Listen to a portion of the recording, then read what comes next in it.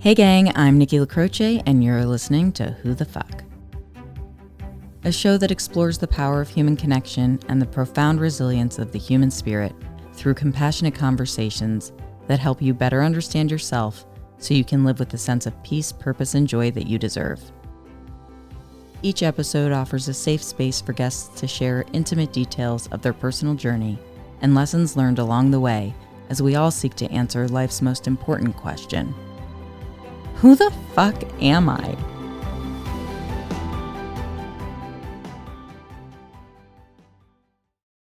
Hey gang! On today's episode, I'm sharing the mic with Denise Schroder. I was immediately captivated by her personal journey and became instantly invested as she continued to share the highs and lows of her life experience with unparalleled authenticity. Denise is a vivacious entrepreneur who, despite naysayers, has built an incredibly successful real estate business in Oklahoma with her husband, Troy. Denise recently released her new book, Out of the Box, my response to everyone who said I could never sell real estate. And in addition to her professional accomplishments related to real estate, Denise has shared her story of resilience and success on multiple national television shows, including and most notably Oprah, Steve Harvey, Rachel Ray, and The Talk. Denise's ability and willingness to share her most intimate moments with transparency and unapologetic vulnerability hits home in a way I can't even begin to explain. So let's get the conversation started and you can find out for yourself. Welcome to the show, Denise. Let's get started. I'm so excited. Thank you for inviting me. Of course. This is one of the most excited moments I've had being able to share a conversation with a guest, because when we initially spoke, as you mentioned earlier, I think we were both kind of coming into the conversation feeling a little like, what is the intersection of our lives and how does it all sort of round out into an episode? And when we came off that call, I just felt so connected to you and your story. And I think we both felt maybe a little bit surprised that we had as much in common as we do when it comes to our life experience, but also, and I think really perhaps more importantly than the things that we've experienced, the outcome of those experiences and our desire to heal in a way that not only helps us, but helps other people. I absolutely agree. And there were so many similarities in our experiences and maybe even a little bit of trauma bonding, but that's okay. Those vulnerabilities connect us where we can really touch each other's souls and make an impact and an imprint and a difference on other people's lives. And that's kind of where I am in the space I am today, is not proving myself, but being very purpose-driven. Absolutely. And I think showing up fully is something that, immediately comes across in the interactions that we've had, albeit just a few at this point. I thought an interesting way to start the conversation might be to speak a little bit about where you are now and kind of reverse engineer how you got there. So as I mentioned, you and Troy have a successful real estate business, the Schroder Group in Oklahoma, and you've obviously been able to create a brand for yourself that has proliferated quite a bit. But do you recall a specific moment that you first felt that finding your place in real estate was a core component of how you would actually fulfill your purpose? I think that real estate for me was home. I just knew that I was called to do it. And 20 years ago, when I was told I couldn't do it, once I arrived at, in actuality, getting my license, I found that selling homes is a byproduct of what I do. I get to use creativity, marketing, my love for serving people. So I get to use all of those like gifts and talents balled up into real estate. Being a keen negotiator is a big thing for me. I'm also a family law mediator, so I love to negotiate. And, we're top 1% in our metro area. We've sold 650 homes in 10 years, and the average agent, I think, sells 4 to 8 is the national statistic. So I think I'm where I'm supposed to be. And I wouldn't have been able to accomplish the things that I have today. We started this 10 years ago. We just celebrated our 10-year work anniversary together. And we should get a medal, I have to say, for working together as a couple, lovers, working together and making things successful personally and professionally, because it's an art.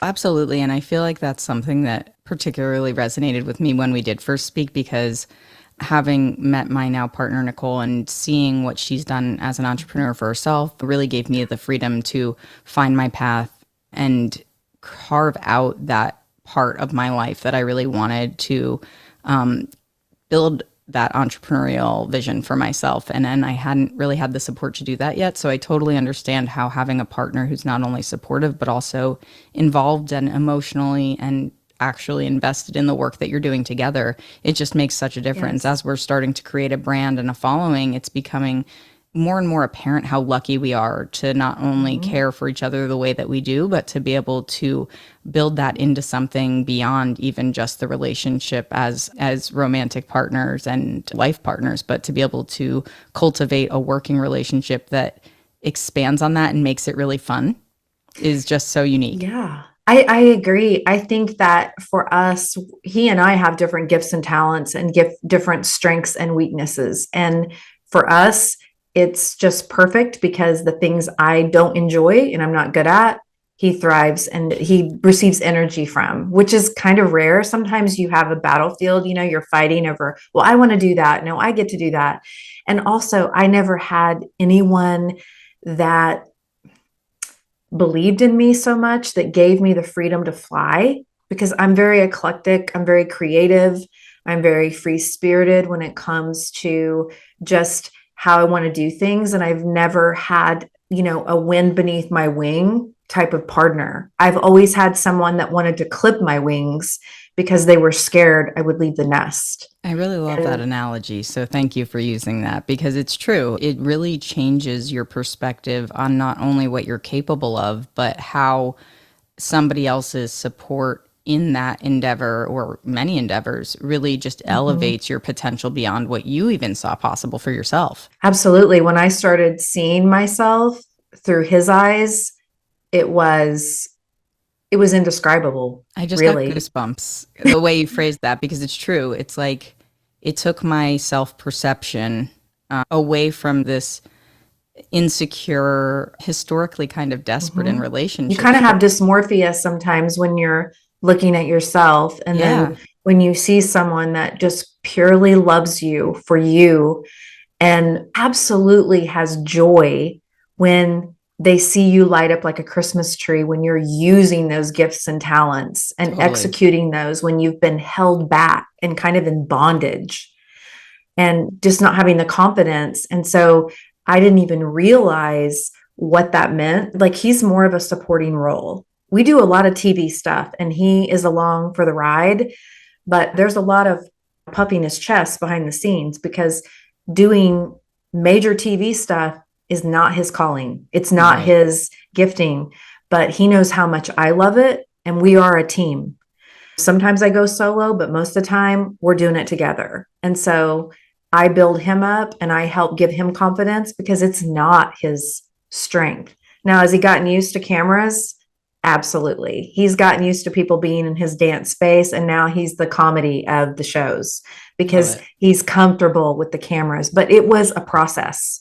So having somebody that sometimes goes along with you, like even if it's a Netflix, I'm watching this, I don't really want to watch this, but because I love you, I'm here, I'm doing it, like that sort of thing. That's the way he's been with me with TV. And that has been a huge element in our growth. I appreciate you sharing that too. It offers a very helpful perspective in terms of where we are also in the early stages of building business together because we've sat down and tried to do some podcasts together. And Nicole's like, I can have these conversations with you, but as soon as you put a mic in front of me, I'm like, I don't have anything to say. I'm like, no, you have so much to say. Just pretend it's not here. And she's like, no, that's your thing. And I'm like, it can be our thing. And to your point, it's like trying to find a way to make your partner comfortable in a scenario where you sort of just vibe, right? It's like, this is where I Yes. am. I'm in my element. I do nothing more than talk. Just sit down with me. Let's have a conversation. It just Pretend. takes time. I Yep. would just encourage her to just keep doing it. I mean, we've done so much TV now. Our first HGTV episode we did, the director was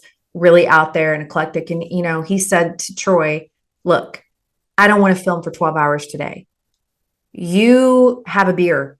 I don't care if it's 7 a.m. when we start shooting. You have to loosen up, dude. And then he would always say, energy, energy, and Yeah. that would annoy Troy. But he started getting it and he Yeah. started loosening up. And he wasn't hammered or anything like that, but just something to like take his nerves Take down, the edge off. take the edge off. And then he really got in his element. But it took time, and I had to be patient with him because his desires and his giftings are different than mine. He Totally. was coming along the journey with me. So I had to be thankful and grateful and patient. Yes, and I appreciate this as a life lesson because it really goes to show just sort of your energy, and the way that you speak about this too is how open minded and empathetic you are, and the way that you've translated your life experience into not only this really positive relationship and business, but also in projecting that and sharing that outward, because you have had a lot of airtime, which is amazing. And I feel very humbled to be able to have you as a guest, knowing what you've been able to achieve in the professional realm. But I think more than anything, when we last spoke, it was such an immediate awareness of your depth and your humanity that comes across so instantaneously, because you have not had a very straightforward, cut and dry life. You've gone through highs and lows, as I mentioned earlier, and that tumult when you're living from a place of insecurity or low self esteem, I think it's really easy to get kind of buried in that. And when you're with people who not only manipulate the situation, but also, as you said, clip your wings, keep you down, there's a lot that you don't even really understand that you need to heal from to be able to get to where you are today. And so you and Troy have been doing your business together for 10 years, but that stemmed from a decision for both of you. You quit your jobs the same day, right? And then decided this We is what you were did. going to do. So can you share a little bit more We about did. that and how that sort of unfolded to create the space that you both are working within now, and how you navigated your decision to basically go all in on it? We went and we heard some motivational speaker, which sounds so cheesy and cliche. And they were like talking about, just taking leaps of faith and stepping out. And what do? We go home, we're like, we're quitting our jobs. We're so euphoric about this, we're on a high. And we didn't do real estate to start with. Troy had always wanted to do financial services. And okay, numbers and data, not my thing. Creative arts, those are where I, thrive and I get wonderful energy from, not numbers. I dealt with a death in my family that was really close to me. And I was going into people's homes and talking to them about life insurance and financial services. That was terrible to me. And we had gotten into this particular company from a childhood friend of Troy's that told us he was thriving, everything was amazing. Well, we found out about 2 months after we quit our jobs with 7 mouths to feed and $30,000 in the bank that he was going bankrupt. So he lied to us about everything, knowing that we had all of this responsibility. And I was extremely angry and crushed. It was a really difficult time. We were afraid to tell our family, who were most of our family and friends in our environment, as a whole, was like, why are you quitting your jobs with benefits? You're neglectful. That sounds idiotic. It sounds like you guys are you're mental. And I thought, well, maybe we are, but we're here together, arm in arm. We're going to take the leap of faith. So in Oklahoma, it's tornadoes and wind. So we were selling roofs. I know that sounds bizarre, but a lot of people can relate if you live Oh, I in believe it. areas. So I was going 110-degree heat. I can remember walking down the sidewalk in high heels, walking up door to door, going up and asking people after a hailstorm, can we assess your roof? Because we were like the salespeople that got the roof contract signed, but initially we were like taking a look at the roof. Can you imagine me looking at a roof and I'm wearing high heels? I'm dehydrated because I don't drink enough water. I'm about to pass out. And I told Troy, I said, I'm calling my dad to come get me. He lived 3 hours away. He said, oh, good luck with that. So what I'm saying is we did things that, I mean, I felt like a glorified Kirby vacuum salesman. It was terrible. It was absolutely terrible. Do you mind if I interject real quick? Because I think that's an important point. I feel like a question that comes up for me in that is, was the hard part in doing that, aside from the fact that it's just arduous, and honestly, it's probably very difficult to have those conversations with people after they've dealt with damage and you're going through your own life experiences. But I'm the type of person where I can't do a hard sell like that. It's not who I am. Did No, it feel inauthentic to you? Like, was that part it of the did. challenge that you faced? It absolutely did. I'm just not salesy like that. I'm not a vulture. Like I hate going to car lots. You feel Hmm. like Oh, everyone's same. attacking you. And so this was so out of my comfort zone, out of my element, but yet we didn't want to go get a job. So we were just doing whatever we could. We didn't tell our kids, didn't tell our family that we were out here trying to sell roast for this construction company. And they weren't paying us our commissions when we were getting them contracts. So it was like, oh my God. Do you remember when gold was really high? Yeah. It was really high and there was cash for golds on every corner. Hmm. Well, a friend of mine had a gold party, and it's where you bring your outdated gold jewelry. So I went to this party. I made $400 off like a few items, Hmm. very minimal items. And the lady said, "You should do this. You are great with people." So I started having these parties. I decided, where do you see women in droves that have lots of jewelry? Well, that's salons. I got hooked up with this company, and I would buy $10,000 in gold and silver in an afternoon at a salon. It was like mind boggling. We're making, at the time, we're making about 50 grand a month, which was That's a lot of crazy. money, Yeah. a lot of money. And so I wanted a raise because I was number three out of 200 salespeople in the nation, and they wouldn't give me a raise. And I was coming up with all these marketing innovative ideas that I was sharing with the whole company and all the reps. And so we ended up starting our own company and doing fundraisers for schools and churches and doing the salon thing. And when that went down, Troy looked at me and he said, "It's time to do real estate, Denise. Do you agree?" And it was like angels were singing. It was like, ah. I had this seed that was so deep within my soul, and I could just feel it start to bloom, that I was so ready. But I did tell him, I said, "I'm going to put immense pressure on us because I waited 2 decades to do this.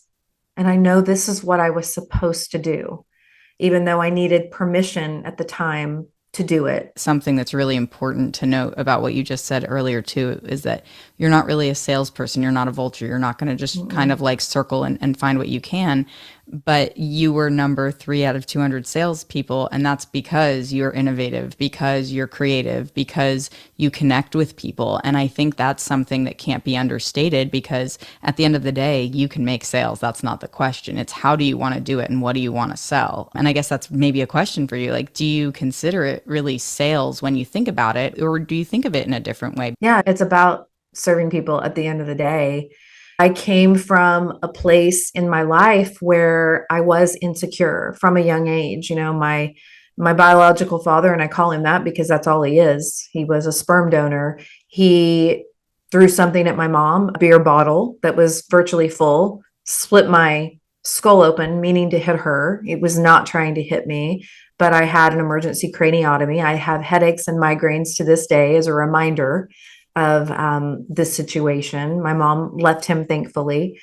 And, one of the few times I visited him, he put me in the back of a van with my half brothers, and he lived in Phoenix, drove me across the Tijuana, the Mexican border, and did a We Are the Millers type drug run because he was one of the biggest pot dealers in Phoenix at the time. And so I was dealing with some of my only interactions with my father as being extremely negative. He also tried to set me up at 16 with a 32-year-old, one of his friends. So I was in a very dysfunctional relationship when I tried to be in contact with my father. I mean, that is not normal behavior for a father. No. And so I don't have a relationship with him anymore. And my mom remarried an amazing guy who has raised me and adopted me and, unclipped those wings. He's taught me that I don't have to have abandonment issues, which unfortunately, those seeds of abandonment and wondering why, a natural parent can't love you and doesn't protect you. And those things never go away.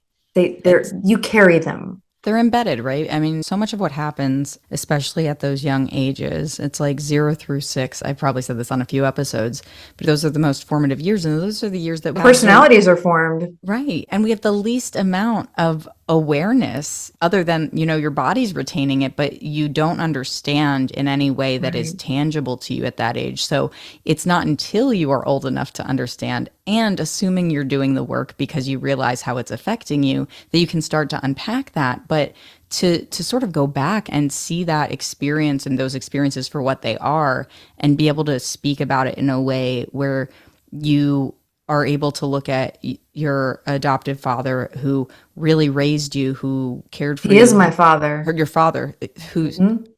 forgive me No, for no, I'm specifying, just saying, I but look at him. He is my father. My biological sperm donor, he wasn't meant to be a parent, much yeah, less a father, you yeah. know. And I think it's amazing that you had somebody who was able to be in your life who showed up for you in the ways that Hmm. you needed, and to be able to help deconstruct some of that trauma from being a child, and help give you, it sounds like, a sense of that worthiness A sense of you need. belonging too. I love that. Yeah. That may be why my picker was broken, to be honest. I mean, really, they say you marry your father. I did get married really young, and I don't regret the two children that I have. Obviously, they're beautiful. But I got into a relationship where when I said I wanted to get my real estate license, I was met with, well, you can't do that. You'll never make it. Why in the hell would we line the garage walls with superficial, pictures of your name on them with no yard to stake? Like, it would be an expensive hobby, and it would be just be silly. And, everyone in my tribe at the time, well, why would you do that? So it wasn't just one person, it was a collective tribe around me. Everyone around me told me I couldn't do it. My parents didn't tell me that, but everyone locally that I was interacting with, my friends, um, my family that I had locally, they were saying I couldn't do it.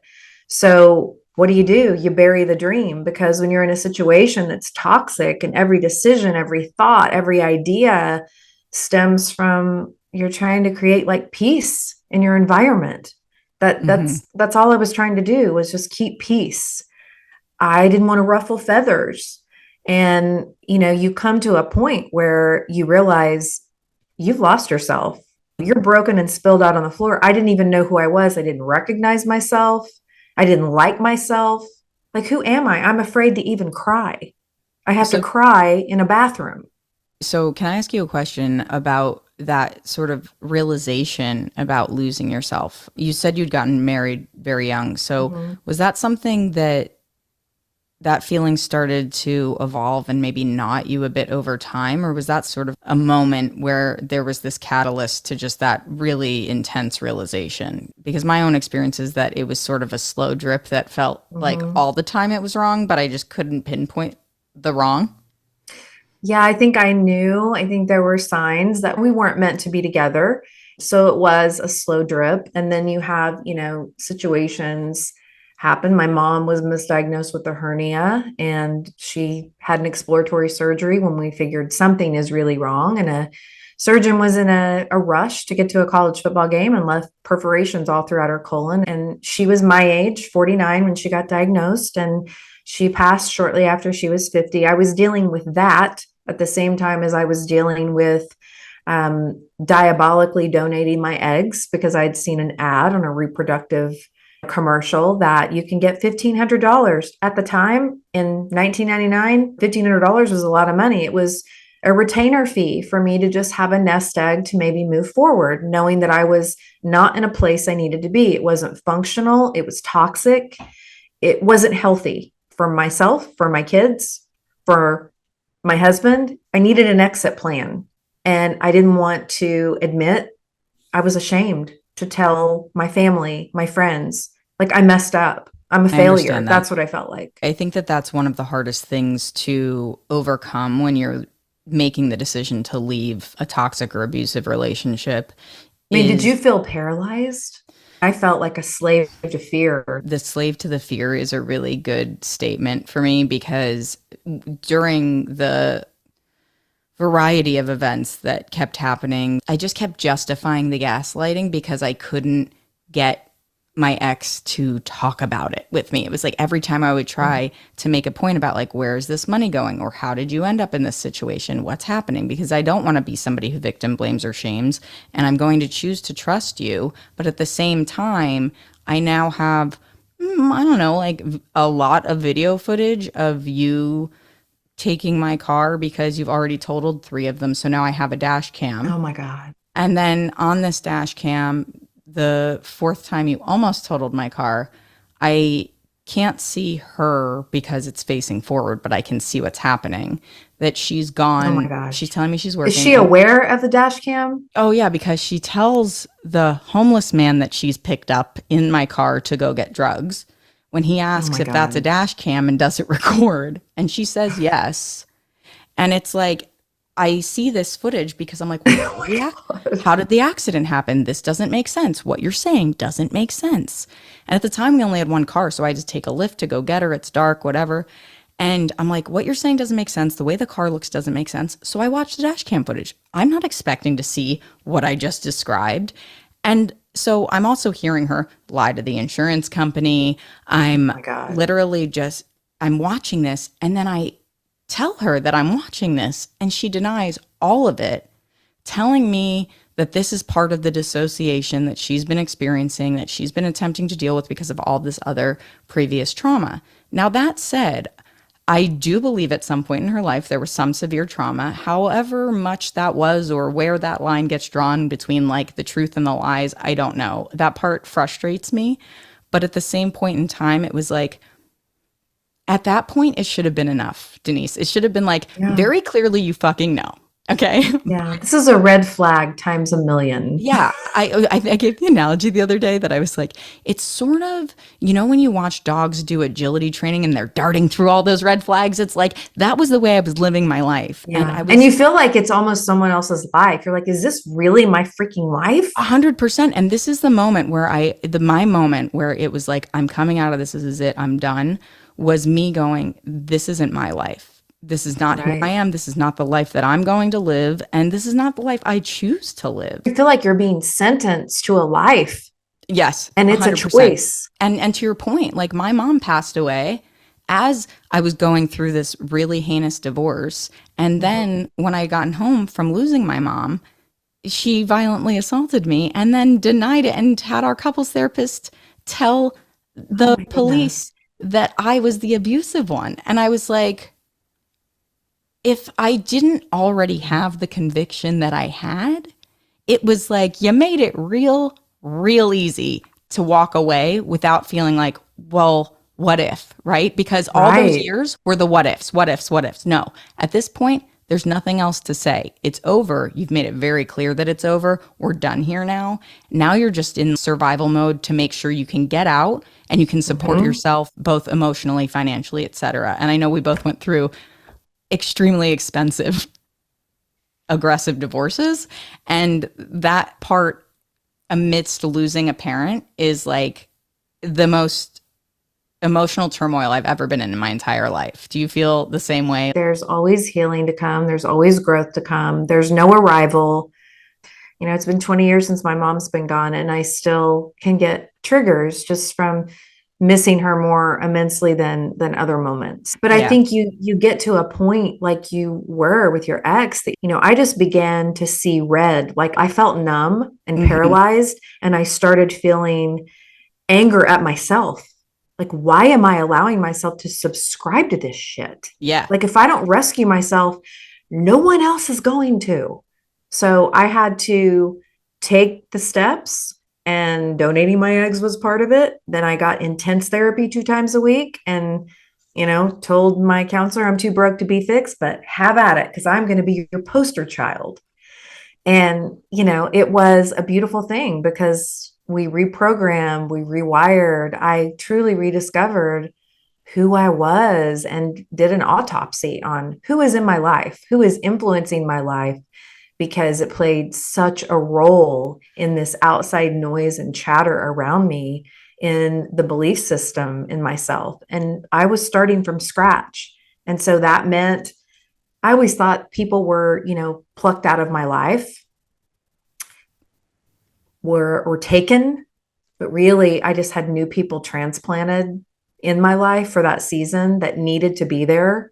And the people that I felt like were taken from me, it was for a reason. It's interesting. My best friend back in Pennsylvania has gone through her fair share of relatable experiences in that regard. And something she said early on in our friendship was that, when we meet people, they're there for a reason, a season, or a Mm-hmm. lifetime. And what you just said really just sort of embodies that sentiment and that fact that at any given point, we can choose who is or is not part of our life. And unfortunately, Can sometimes love that's people difficult. from afar. Yes, exactly. Or you can decide that you don't need those people in your life. Mm-hmm. When I consider the loss of my mom, and I'm sure similar for you, but I realized probably like a month ago, I really like kind of had this moment of clarity where I asked myself, is there anything I miss about my ex? We were together Mm-hmm. for, let's say, 10, 11 years before I had like decidedly gotten out of it, but 12 at the end of the day. And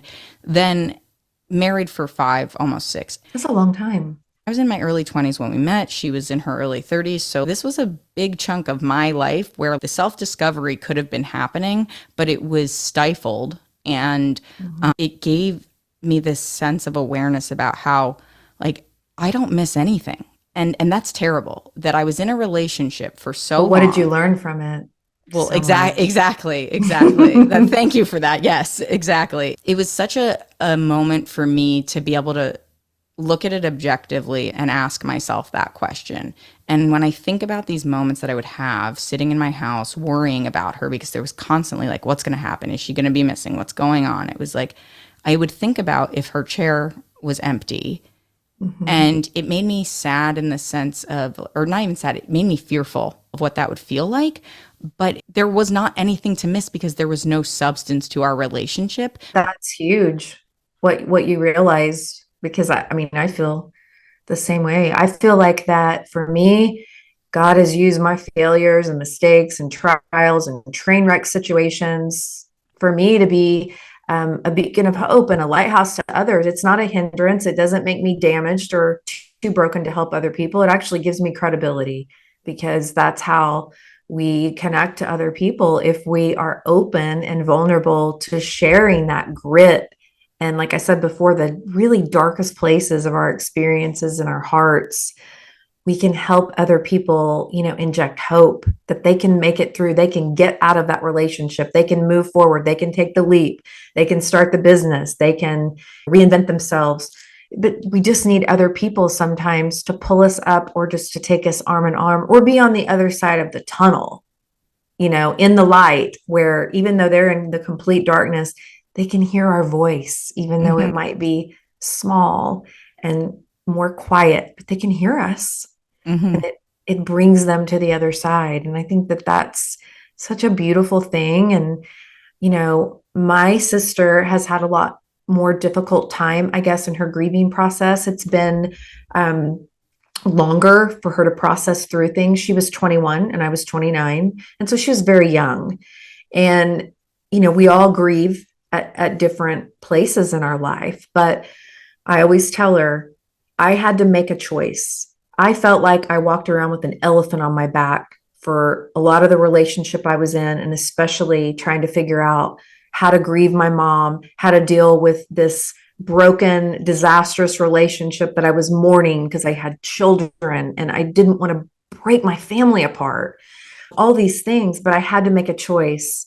Do I choose to have a greater life that I know I'm meant to have and to have joy? Or do I choose to have a chip on my shoulder and to be angry and resentful?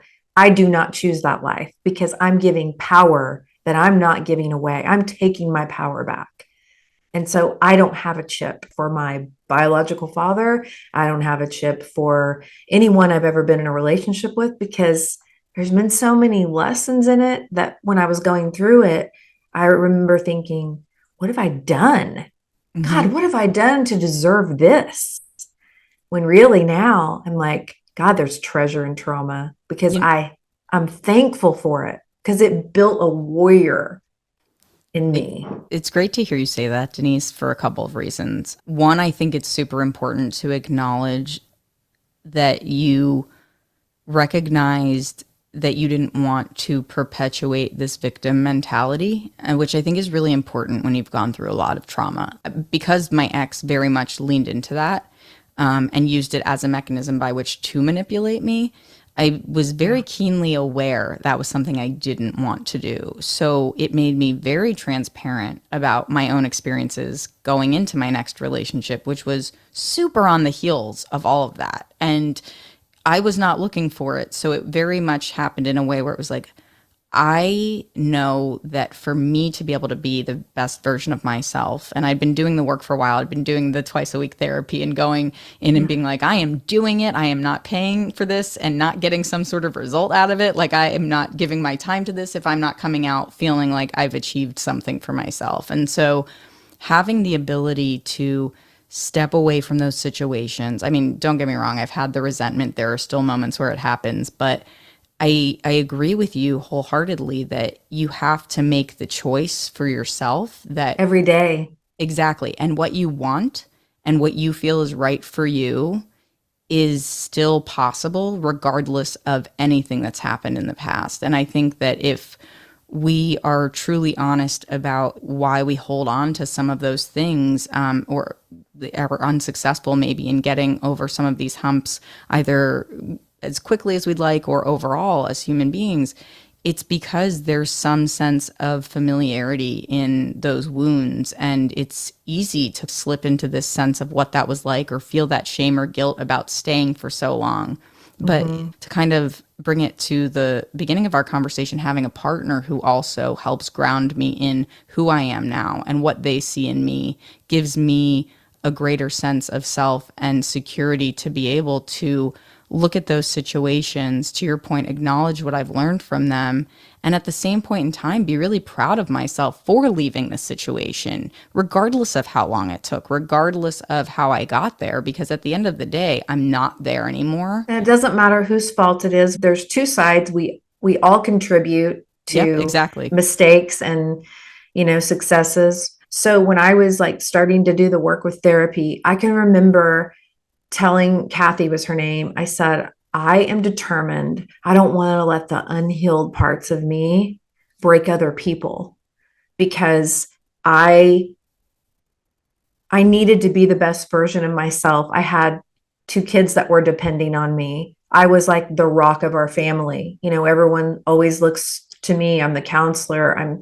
the wise one. Did you ever feel like if you don't put the work in, then you would maybe, in essence, pick a broken person because you're broke? And then when you get healthy, then what?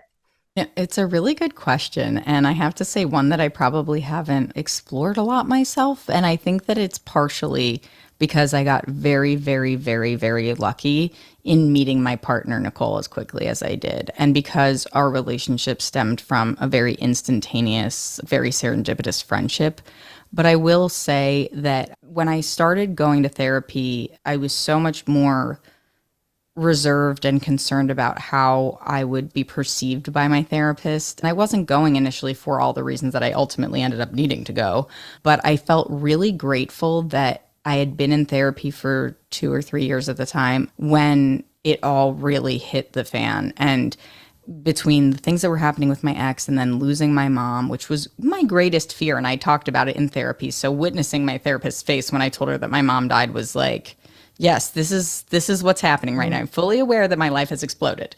And I think for me, it was a matter of having been in this relationship with somebody who was just so disrespectful of my needs, my emotional stability, after I had been so supportive. The whole reason I knew everything I knew about trauma and the healing from trauma was because of all of the research I did to try to Was help she devoid her. of human emotion or what? Kinda. And that's the thing. I think that for me, what was crazy is I'm learning about all this stuff to try to help her heal. And so then when I did finally exit the situation, it was like, well, hey, at least I know what to do now. Like I felt prepared. I knew where to go. I knew what resources I needed. I had a therapist that I trusted, somebody who knew the backstory, because as these random events were happening that were traumatizing me repeatedly, before I even had enough time to come up for air, Denise, it was like on almost like every couple of weeks, something insane would happen. And it was just like, I can't, whether it was a possible sexual assault in an alley, or she was missing the one night when I was supposed to be going to therapy, but then like randomly came back and acted like nothing happened, but she was abducted. And you're like,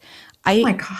I, By aliens? I mean, it sounds like so diabolically just crazy that you don't even know what's the truth, what's well, that's exactly it. And manufactured. so to your point, it was like I had gotten to this place where I knew there was a limited amount of information that I could trust from this person. Mm-hmm.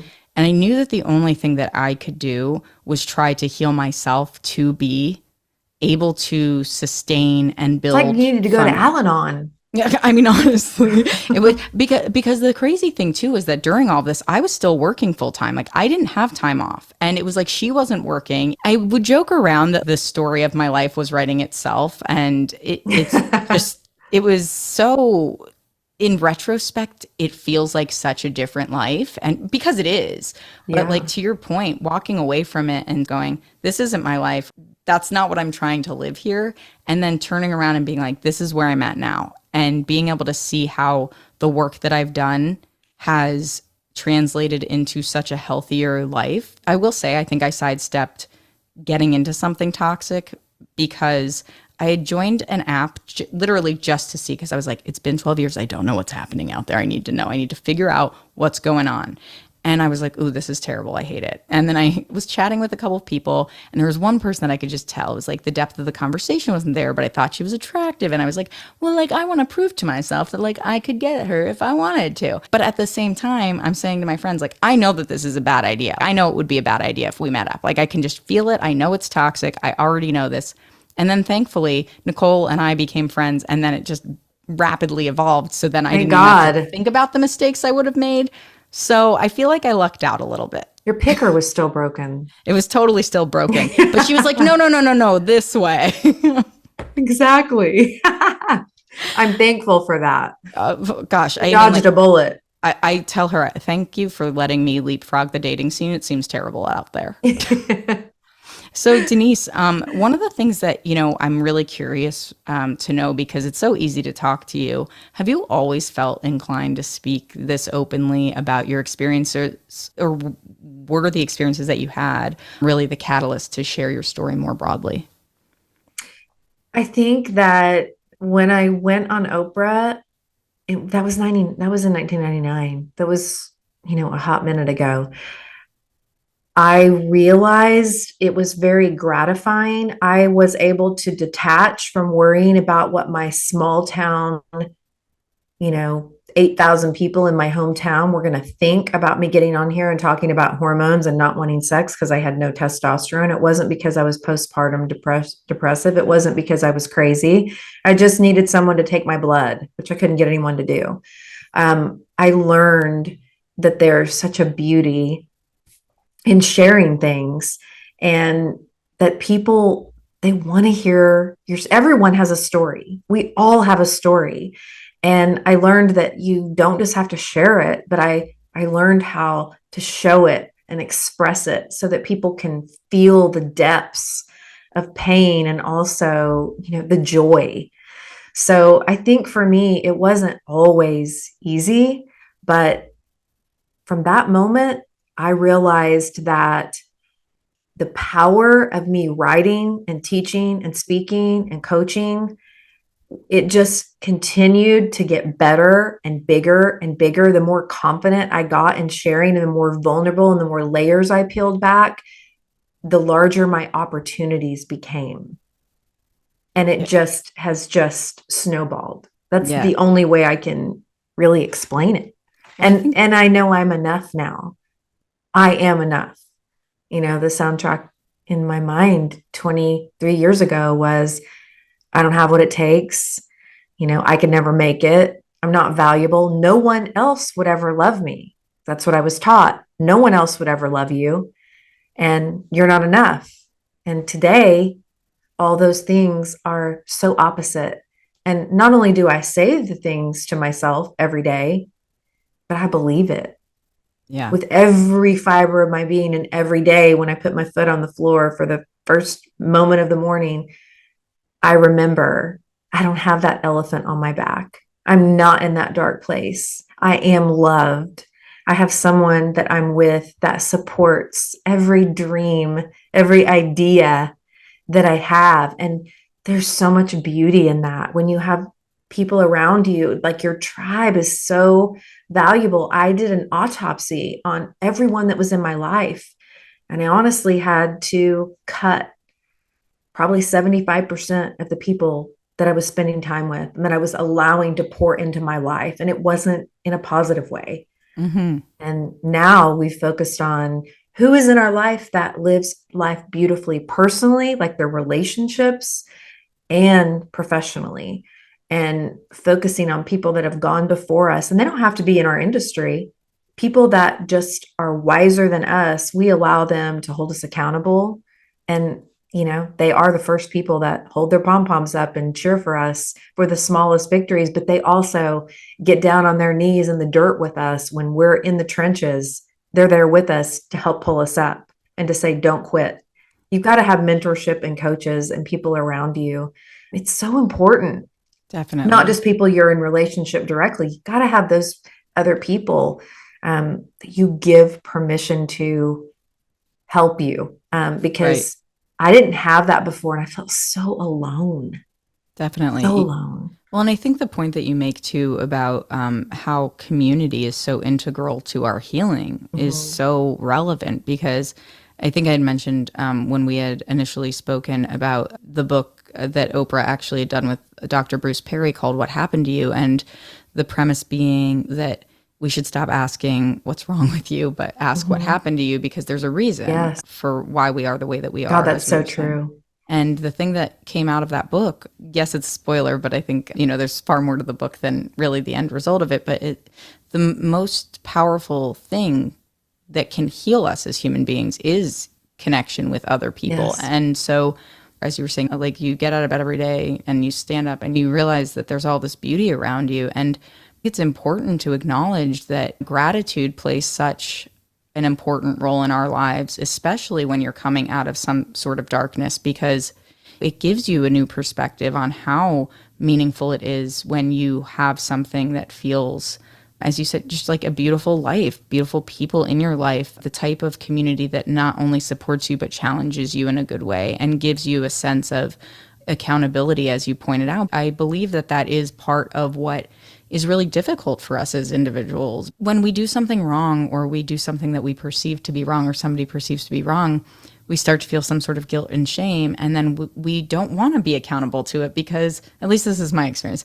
historically, it was always like, I wanted to find a scapegoat. I wanted there to be somewhere Yeah. else that I could go with that. But at the end of the Yeah. day, as you said, as much as I can point to the crazy shit that happened in my last relationship, I can acknowledge that I played a role in that. And And we allow people to treat us, and we get into these cycles and these patterns.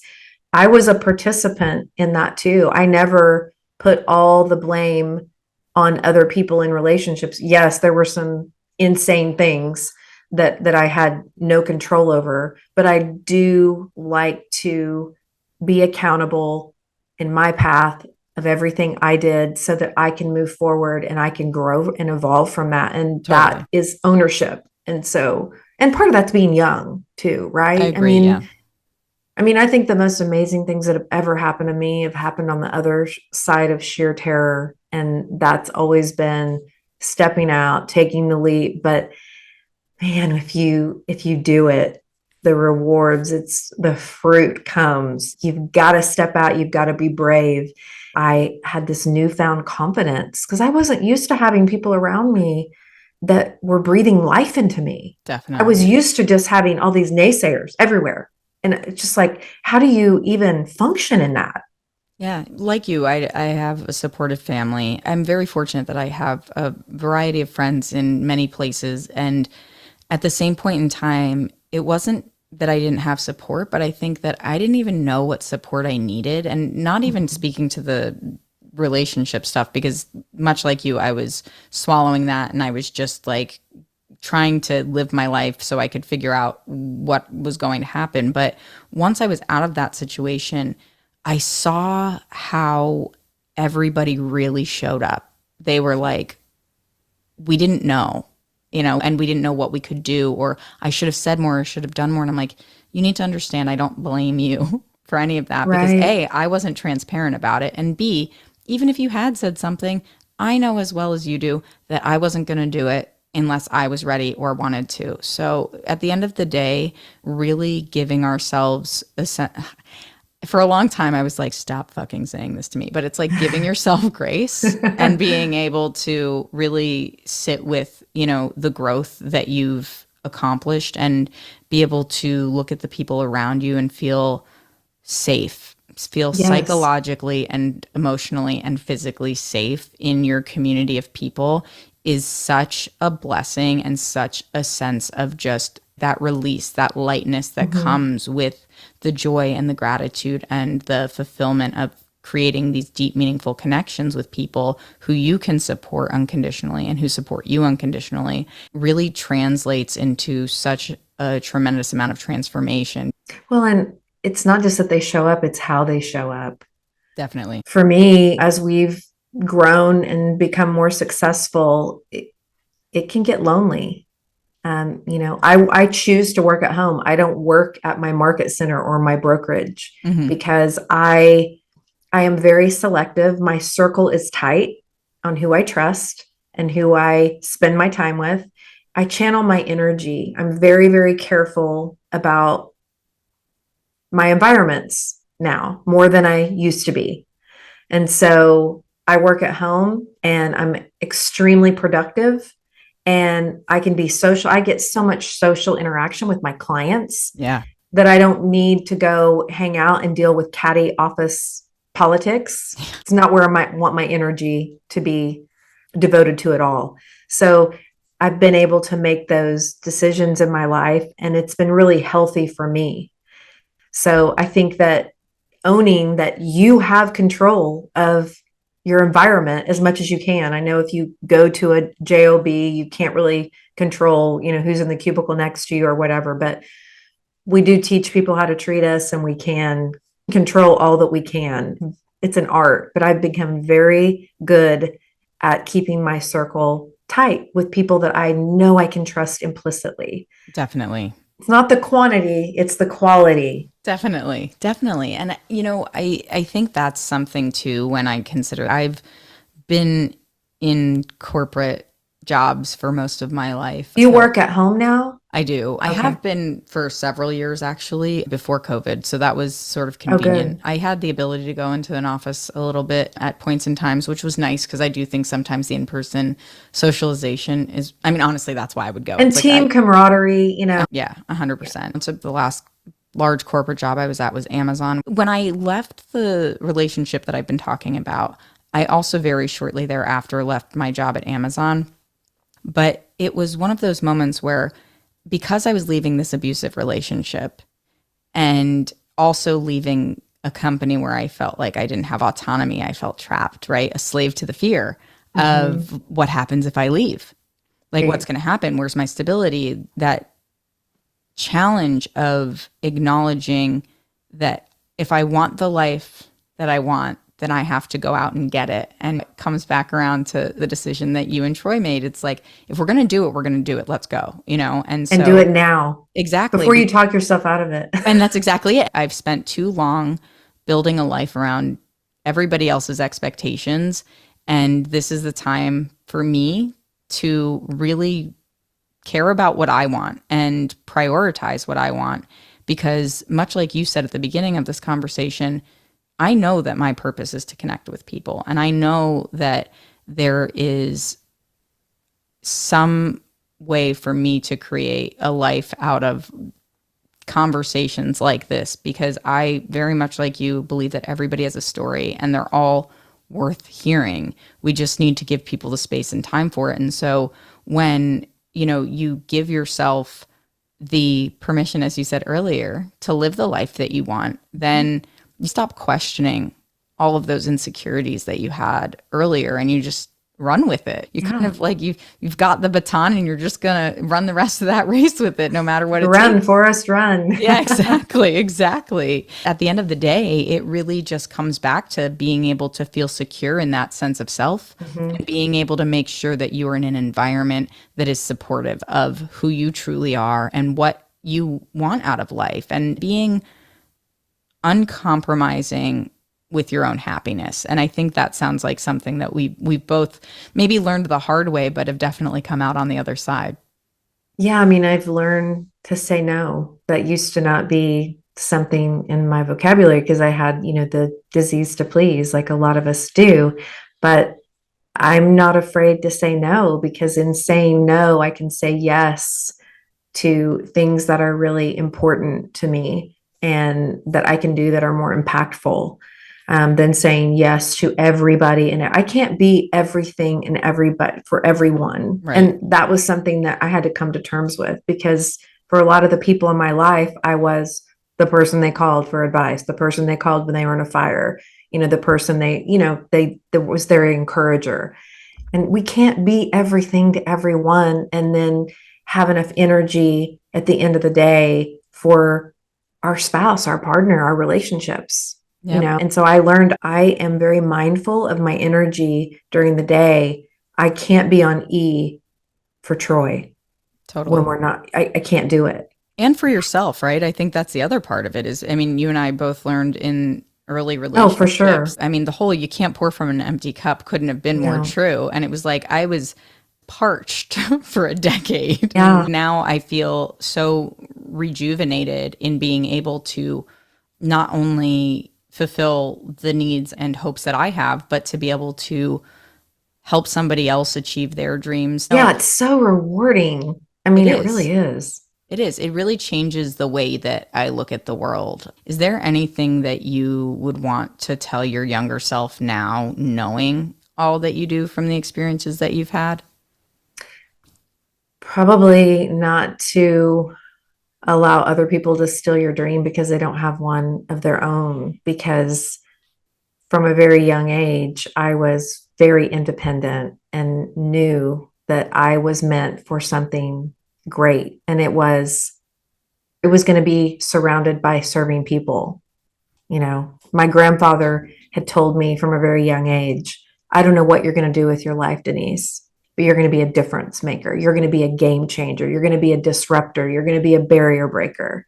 So even at the time, I didn't really maybe even believe that. But, he's gone now. And those words are still imprinted in my soul. He saw something in me that has come to fruition. And I know he's looking down on me and just saying, well done, Denise. Well done. Yeah. I mean, hey, I share that sentiment. Well done, Denise. It's okay to feel like you've come to a place where you can say positive things about yourself. And Totally. I hadn't been in that place. You have to disrupt your soil sometimes. You really do. And Hmm. just understand your worth and your value. And I'm at a place where I do. And I couldn't always say that. I mean, that's why I became a family law mediator and a divorce real estate expert because I went through some trauma with my divorce. And now I get to help people, my clients, walk through it more unscathed. Because I It's, think divorce is going through surgery without anesthesia. That's always the way I describe it. It's terrible. oh, I'm 100% using that analogy. Thank you. Oh, it's so terrible. But it's how we use things that we went through that created this path of deep empathy for me to help other people. And I'm Definitely. using that in my professional life, but I'm still, people that I've helped walk through their divorces, I'm still checking on them. That says a lot about you as an individual because that's leading from that place of empathy and that place of understanding and the desire to, as you said, serve people and create value in a way that is so far beyond the tangible. And the thing that really stands out to me, a number of things stand out to me, but one of the things that stands out to me about the way that you speak about your experiences is that awareness of how important it is to learn to trust yourself, to feel confident in yourself, and to really be proud of who you are and acknowledge that you do love yourself. And I remember being in therapy probably like a year and a half ago or so, realizing that I couldn't even say I liked myself. And so I was like, weird. I would have never thought like, oh, I have this just subtle self-loathing that I've experienced my whole life, but turns out it's there. And so then when I got to the place where I was like, okay, like I can say I like myself, but it feels weird. And now it's like, well, yeah, I love myself because I feel like I've done a lot of work to be able to look at myself in the mirror with a sense of integrity and feeling pride and gratitude about how far I've come and making the decisions that I've made to do the work to expand my mind and be able to not only help myself heal, but as you said, to bring that to the world in a way that can help other people, whether it is just that little light at the end of the tunnel where somebody hears this conversation that we had and goes, oh, I can change that. It can be better for me. And I hope that that happens for one person, let alone many people, would be amazing. But at the end of the day, just being able to share this conversation with you and hear more of your story and feel so connected to that sense of empowerment that you just really embody is really quite incredible. And I'm so grateful that we've had a chance to not only connect with the podcast, but just on such a deep human level. It's one of those really rare experiences when you can kind of level with somebody that you've never met and feel just such a tremendous sense of awareness and sort of like symbiosis with somebody. I really feel quite lucky that we happened upon each other to be able to record this episode. I agree. And I think that, with you experiencing a deep loss too, you understand that we're not guaranteed tomorrow. There's a country song, Live Like You're Dying. I truly feel like it's my goal every day to do that. And one of the things that I think I carry on the legacy of my mom is that I was always told your mom had a way of making people feel welcome and warm and special and immensely loved and valued. And that is something that I feel like I carry on through words of affirmation or handwritten cards or rolling red carpet out for my friends coming to stay the night for girls' weekend or for my clients. It's how do we make people feel? If we think it, say it. We may not have tomorrow to Absolutely. forgive someone or ask forgiveness or just say a kind word.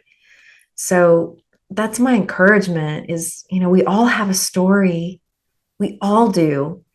No matter how old you are, no matter, what phase of life you're in, we all have a story. And when we share it, we can change lives. Absolutely. And I will say with much, much confidence that our meeting has changed mine. And I get the sense that not only do you and I have a few things in common, but I imagine our moms may have as well. Yeah, I think so too. I love that. Well, Denise, I really appreciate you taking the time to chat with me and for sharing your story. If you enjoyed our conversation today, gang, and want to hear more about Denise's journey, her book, Out of the Box, is available on Amazon. And I'll leave that link in the show notes. I'll also drop links to Denise's television appearances so you can see her in action on House Hunters. And of course, if you're in Oklahoma, definitely make sure to visit Denise and Troy's real estate offerings at the Schroder Group.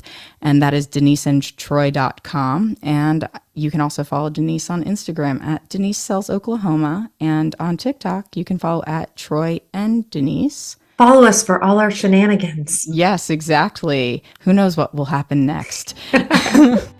Thanks for listening to Who the Fuck, and if you like what you hear, share the show with your friends, family, coworkers, or anyone else you think needs a healthy dose of introspection and raw authenticity. Feel free to rate and review wherever you get your podcasts. It's always appreciated, and you can also visit whothefck.com to check out more content. Plus, you can follow me on Instagram, TikTok, and YouTube at whothefck_pod to keep up to date with what's new in my world and for exclusive bonus content. Catch you on the flip side.